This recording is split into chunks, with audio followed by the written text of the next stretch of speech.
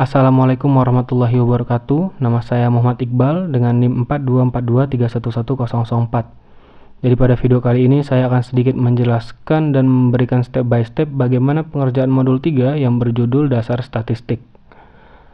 Hal pertama yang harus kita lakukan ialah membuka modul yang telah disediakan pada e-learning. Langkah kedua, kita bisa menuju ke Minitab.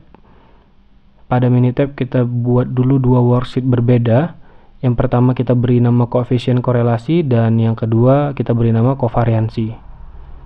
Kembali pada modul. Di sini praktikum 1 dan praktikum 2 merujuk pada link yang sama. Maka dari itu kita klik saja link berikut. Kemudian kita akan diarahkan ke file Excel yang berisi data part dan output.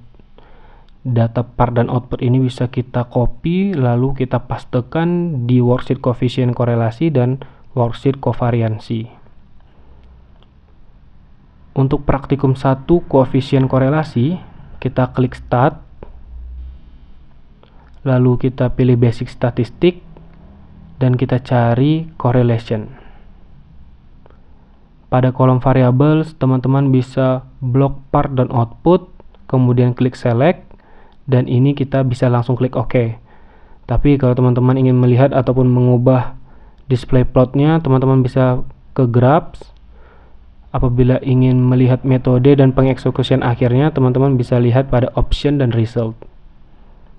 Kita langsung klik OK dan akan tertampil sesuai dengan settingan bawaannya. Kemudian praktikum 2 pada kovariansi, kita bisa pilih start, basic statistik, lalu kita cari covariance. Pada kolom variables kita blok port dan output, lalu kita klik select dan OK. Maka akan tertampil nilai dari kovariansinya. Selanjutnya kita masuk pada bagian penjelasan dan kesimpulan dari analisa atau praktikum yang telah kita lakukan.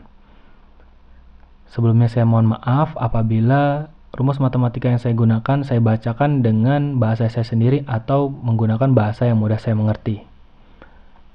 Sebelum itu kita lihat dulu pada koefisien correlation terdapat nilai 0,998 dan pada kovariansi terdapat nilai 61,1429, 64,3333 dan 68,0000. Bagaimana sih cara mendapatkannya atau dari mana sih nilainya?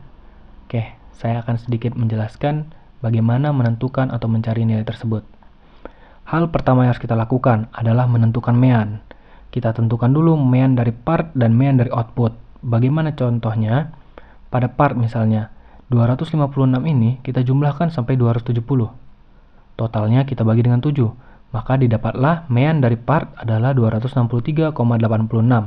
Begitu juga dengan output. Maka dihasilkan mean dari output adalah 460,43. Langkah kedua adalah menentukan nilai kovariansi.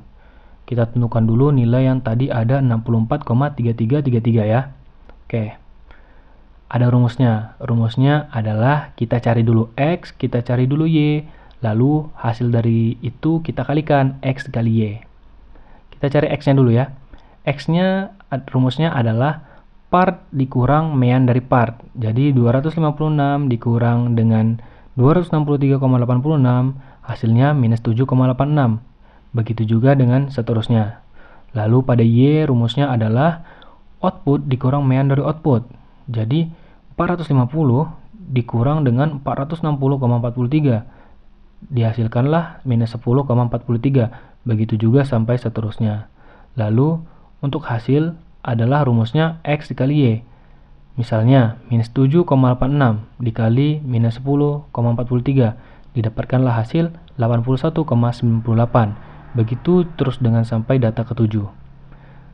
Kemudian, hasil tersebut dari hasil nomor 1 sampai nomor 7, dari 81,98 sampai dengan 34,18, kita jumlahkan. Didapatlah nilai 385,10. Untuk menentukan kovariansinya, rumusnya adalah 385,10 per 7 kurang 1 atau 385,10 per 6 sama dengan 64,3333. Selanjutnya, menentukan nilai kovariansi yang 61,1429. Itu dari mana dapatnya? Kita dari part. Tadi kan sudah ada X kan?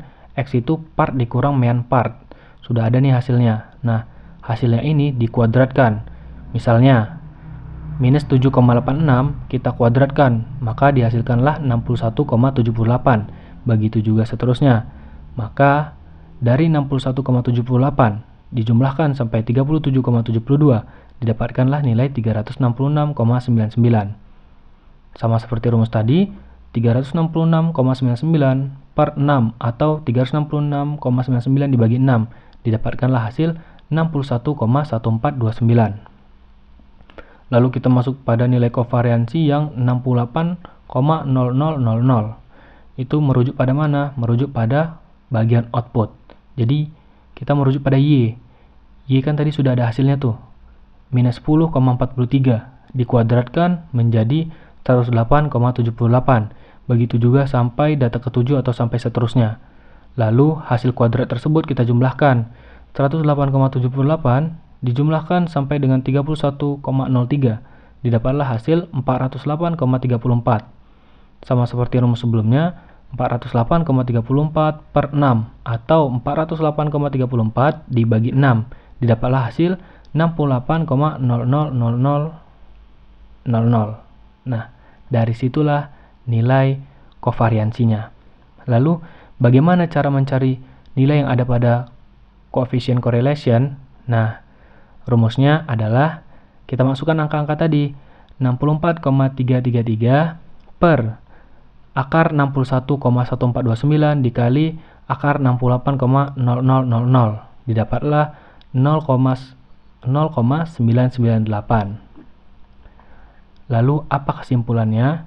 Kesimpulannya adalah kovariansi sebesar 64,3333 bernilai positif, yang berarti jika nilai part meningkat, maka nilai output juga cenderung meningkat. Ini menunjukkan adanya hubungan positif antara kedua variabel. Dari hasil analisa korelasi Pearson, didapatkan koefisien korelasi sebesar 0,998 dengan interval kepercayaan 95%. Berikut adalah implikasi dari hasil tersebut. Maka, nilai R diperoleh dari rasio antara kovariansi dan perkalian akar variasi masing-masing variabel. Karena nilai R mendekati 1, ini menunjukkan hubungan sangat kuat dan positif antara part dan output. Artinya, peningkatan jumlah part sangat berpengaruh terhadap peningkatan output secara linear. Sekian yang dapat saya jelaskan. Mohon maaf apabila ada kesalahan. Wassalamualaikum warahmatullahi wabarakatuh.